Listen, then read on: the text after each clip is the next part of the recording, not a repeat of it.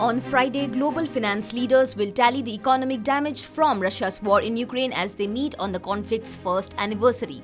The meeting of G20 finance ministers and central bank governors on the outskirts of Bengaluru comes amid signs that the global outlook has improved from the group's last meeting in October, when a number of G20 economies were on the verge of recession amid energy and food price spikes caused by the war. On Thursday, US Treasury Secretary Janet Yellen emphasized the improvement, saying that the global economy is in a better place today than many predicted just a few months ago. The International Monetary Fund has forecast global GDP growth for 2023 as 2.9%, up from a 2.7% forecast in October, but still well below the 3.4% achieved in 2022.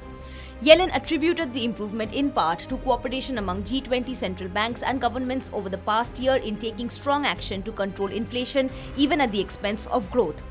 Inflation in the United States and other countries has eased alongside lower energy prices, but Yellen added that such efforts needed to persist, such as easing food shortages and holding down energy prices and Russian revenues. On Thursday, Yellen and fellow G7 ministers called for more financial support for Ukraine and pledged to maintain tough sanctions on Russia. G7 chair Japan's finance minister Sunichi Suzuki told reporters that the group would closely monitor the effectiveness of sanctions and take further actions as needed. German Finance Minister Christian Lindner said that the pressure on Russia must be kept high to completely isolate Russia's economy. However, according to the government sources, some countries, including India, did not want additional sanctions against Russia during its G20 presidency this year.